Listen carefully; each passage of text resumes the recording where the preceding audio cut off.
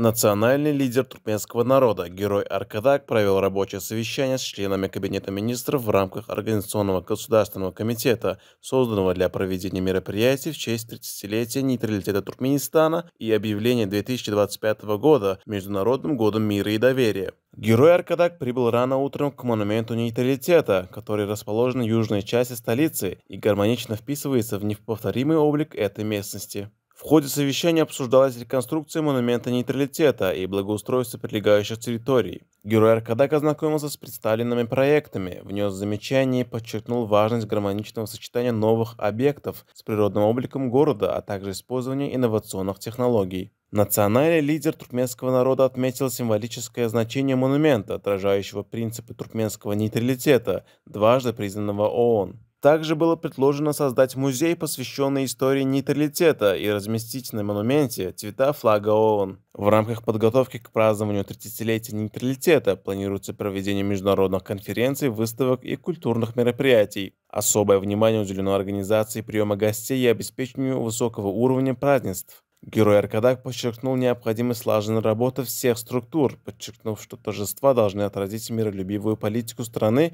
и ее международный авторитет. Завершив совещание, герой Аркадак пожелал успехов в подготовке к празднику.